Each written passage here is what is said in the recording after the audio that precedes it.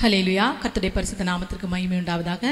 இந்த நாளிலும் கர்த்தராகிய இயேசு கிறிஸ்து நமக்கு கொடுக்கிற வார்த்தை மத்தேயு 26வது அதிகாரம் 41வது வசனம். நீங்கள் சோதனைக்குட்படாதபடிக்கு விழித்திருந்து ஜெபம் பண்ணுங்கள். ஆவி உற்சாகம் உள்ளதுதான், மாம்சமோ பலவீனம் உள்ளது. ஆமேன். இந்த நாளிலும் நாம எப்படி ரொம்ப நேரம் ஜெபிக்கலாம், எப்படி ரொம்ப நேரம் ஜெபிக்க முடியுங்கிறதை குறித்து சில காரியங்களை நாம் பார்க்கலாம். ஒரு முறை அதிக நேரம் எப்படி ஜெபிக்கலாங்கிறதுக்கு சாது சுந்தர் சிங் அவர் வாழ்க்கையில் நடந்த ஒரு காரியத்தை இன்றைக்கு நாம் பார்க்கலாம். ஒரு முறை இமயமலை அடிவாரத்திலே சாது சுந்தர் சிங் ஐயா அவருங்க ஊழியத்திற்காக சென்றிருந்தாங்க. அப்போ அவங்களுடைய துணையா உடன் ஊழியக்காரரும் 2 பேருமா சென்றிருந்தாங்க. அப்போ ஊழியங்களை எல்லாம் நிறைவேற்றி முடித்து விட்டு அவங்க அந்த நைட்டு இரவு ஓய்வு எடுக்கும்படி அவர்களுக்கு ஒரு இடம் கொடுக்கப்பட்டது. அந்த இடத்துல அவங்க ஓய்வு எடுக்கிறதுக்கு முன்பாக அந்த ஊழியத்தை ஒழுங்குபடுத்தினவங்க இந்த ரூம்ல நீங்க தங்கிக்கிங்க அப்படின்னு சொல்லிட்டு உள்ள ஒரு ரூமும் அது பக்கத்துல ஒரு ரூமையும் கொடுத்து அவங்க 2 பேரையும் தங்க வச்சாங்க. அதுல சாது சுந்தர் சிங் ஐயா உள்ளே படுத்திருக்கிறாங்க, அவருடன் ஊழியக்காரர் வெளியில் படுத்திருக்கிறாங்க. எல்லாத்தையும் பேசி முடிச்சுட்டு படுங்க, நல்லா ரெஸ்ட் எடுங்கன்னு சொல்லிட்டு போகிறதுக்கு முன்னாடி அந்த ஒழுங்குபடுத்தின அந்த அவர் என்ன சொன்னார்னா, இங்கே ஒரு கம்பை கையில் கொடுத்துட்டு எதுக்கு இந்த கம்பு தரீங்க அப்படின்னு கேட்கும்போது சொன்னாங்களா அந்த ஊரில் உள்ளவங்க, இல்லை இந்த பக்கம் அப்பப்போ பாம்பு வரும் அதனால தான் அப்படின்னோடனே இவங்களுக்கு என்ன பண்ணுறதுன்னு தெரியல, பாம்பு வருமா அப்படின்னு சொல்லிட்டு அதுக்கப்புறம் அவங்களால தூங்க முடியுமா? அவங்களுக்கு அப்புறம் தூக்கமே இல்லை. கூட வந்தவருக்கு உள்ள சாது சுந்தர் சிங் ஐயா என்ன செய்கிறாங்க, ப்ரேயர் பண்ணிட்டு இருக்கிறாங்க. ஊழியத்தை முடிச்சுட்டு ப்ரேயர் பண்ணிட்டு இருக்கிறாங்க. ஆனால் இவர் வெளியில் இருந்துட்டு இருக்கிறவர் இதெல்லாம் கேட்டுட்டு சரி அப்படின்னு சொல்லி படுக்கிறதுக்கு ரெடி ஆகுறாரு. அப்போ உள்ளே பார்த்தா அவர் சாது சுந்தர் சிங் ஐயா ஜெபிச்சுட்டு இருக்கிறாங்க. அப்போ சரி படுக்கிறதுக்கு முன்னே கொஞ்ச நேரம் ஜெபிச்சுட்டு படுப்பார் அப்படின்னு சொல்லிட்டு இவர் என்ன செஞ்சார், படுத்துட்டார். ஆனாலும் கொஞ்ச நேரம் கழித்து பாம்பு வரும்னு சொன்னதுனால இவரால் ரொம்ப நேரம் தூங்க முடியல. உடனே எழும்பிட்டார். எழும்பி பார்த்தா இப்பவும் சுந்தர் சிங் ஐயா என்ன செய்கிறாங்க, சாது ஐயா ஜெபிச்சுட்டு இருக்கிறாங்க. என்ன இவர் இவ்வளோ நேரம் ஆகி இன்னும் ஜெபிச்சுட்டு இருக்கிறாருன்னு சொல்லிட்டு கொஞ்ச நேரம் இருந்துட்டு அப்புறமா இவர் படுத்துட்டார். அதுக்கப்புறம் இப்போ ஒரு மணி இருக்கும். அப்போ எழும்பி பார்த்தா அப்பவும் அவர் ஜெபிச்சுட்டே இருக்கிறாரு. என்ன இவர் இவ்வளோ நேரம் ஜெபிச்சுட்டு இருக்கிறாரு, இவருக்கு தூக்கம் வரலையா அப்படின்னு சொல்லிட்டு இவர் பார்த்துட்டு படுத்துறாரு. அடுத்து அதிகாலையில் 4 மணிக்கு பார்த்தா 4 மணிக்கும் அவர் ப்ரேயர் பண்ணிகிட்டே இருக்கிறாரு. அப்புறம் சரி என்ன இப்படி ப்ரேயர் பண்ணிட்டே இருக்காரு எப்படின்னு தெரியல அப்படின்னு சொல்லிட்டு இவர் படுத்துட்டாரு.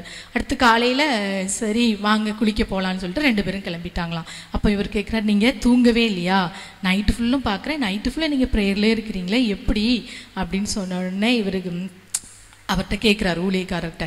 அப்போ இவருக்கு சொல்கிறார் ஒரு பதில், அப்படி இல்லை, நான் நம்ம ஜெபிக்கிறதுக்கு முன்னே ஒரு 5 நிமிஷம் ஒரு 10 நிமிஷம் நம்ம உலகத்தில் இருக்கிறதுனால மாம்சிகத்தில் இருக்கிறதுனால போராட்டம் இருக்கும், மாம்ச சிந்தனை என்ன செய்யும், குறுக்கிடும்.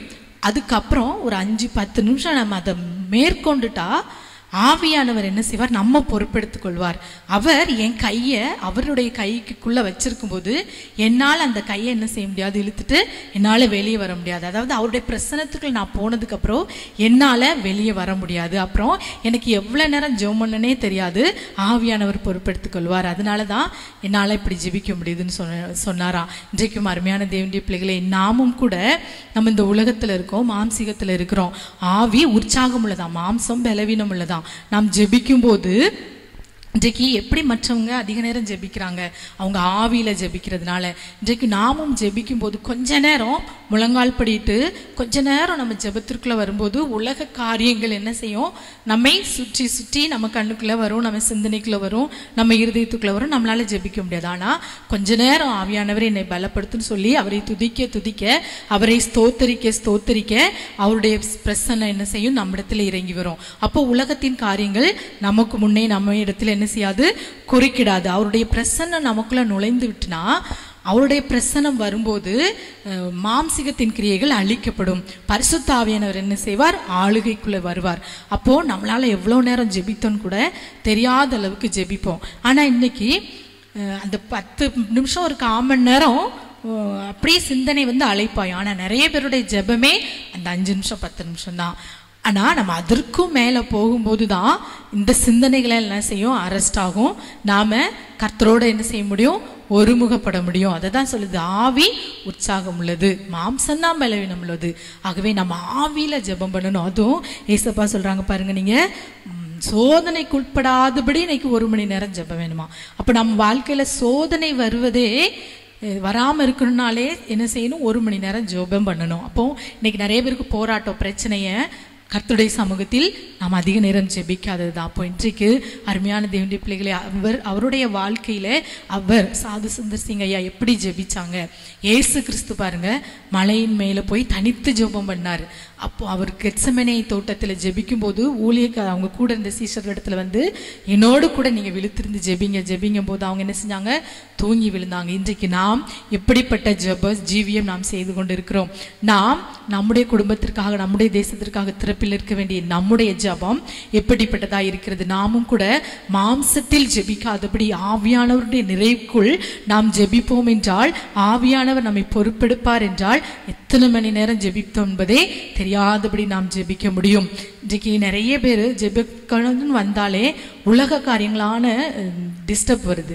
எனக்கு ஃபோனை வச்சுக்கிறாங்க, இல்லைன்னா வேற ஏதாவது காரியங்கள் அவங்கள என்ன செய்யுது, ஜெபத்திற்கு உள்ளே போக விடாதபடி தடுத்து ஆட்கொள்கிறது. இன்னைக்கு அப்படிப்பட்ட காரியங்கள்லாம் தூர அகற்றி விட்டு, செல்ஃபோன் இருக்கு அதை சுவிட்ச் ஆஃப் பண்ணிட்டு கர்த்தருடைய சமூகத்தில் கொஞ்ச நேரம் நாம் உறவாடும் போது, அவருடைய பிரசன்னம் நம்மை நிரப்பும் போது, கர்த்தர் நமக்காக வாக்கு கடங்காத பெருமிச்சுகளோடு நமக்குள்ளே வந்து நாம் வேண்டிக் கொள்வது இன்னதென்று அறியாததுனால அவர் நமக்காக என்ன செய்வார், அவர் வேண்டுதலை செய்வார். நமக்காக பிதாவினிடத்தில் பரிந்து பேசுகிற ஆண்டவராகவே இந்த வேளையில நாமும் கூட அப்படிப்பட்ட ஜெப ஜீவியத்திற்கு நாம் என்ன செய்வோம், அர்ப்பணிப்போம், ஒப்பு கொடுப்போமாகவே ஜெபிக்கலாமா. அப்பா உண்மை நாங்கள் நன்றியோடு ஸ்தோத்தரிக்கிறோம். இந்த நாளிலும் தகப்பனே நாங்களும் கூட அப்பா மணிக்கணக்காய் உடைய சமூகத்தில் இருக்கக்கூடிய அந்த கிருபையை பாக்கியத்தை எங்களுக்கு தாங்க தகப்பனே. இயேசுவே உம்மை ஸ்தோத்தரிக்கிறோம் அப்பா. இந்த உலகமும் உலகத்தின் மாம்ச காரியங்களும் எங்களை நெருக்காதபடி நாங்கள் ஆவில் நிரம்பினவர்களாய் அதிக நேரம் ஜெபிக்க அப்பா நீர் இந்த நாளில் கிருபை செய்யுங்க. ஜபாவினாலும் விண்ணப்பத்தின் ஆவினாலும் வேண்டுதலின் ஆவினாலும் எங்கள் ஒவ்வொருவரையும் நிரப்புங்கப்பா. மாம்சம் பலவீனம் உள்ளது, ஆவியோ உற்சாகம் உள்ளது என்று சொன்னீங்களே, உற்சாகமான ஆவி எங்களை தாங்கும்படி செய்யுங்க. நாங்கள் உடைய சமூகத்தில் மணிக்கணக்காய் ஜெபிக்கக்கூடிய பிள்ளைகளாக எங்கள் ஒவ்வொருவரையும் மாற்றுங்க. அதன் மூலம் எல்லா சோதனையும் ஜெயித்து சாதனையாய் மாற்ற இந்த நாளில் கிருபை செய்யுங்க. சகல துதிகன மகிமை ஒருவருக்கே செலுத்துகிறோம். இயேசுவின் நாமத்தில் ஜெபிக்கிறோம் நல்ல பிதாவே. ஆமேன் ஆமேன்.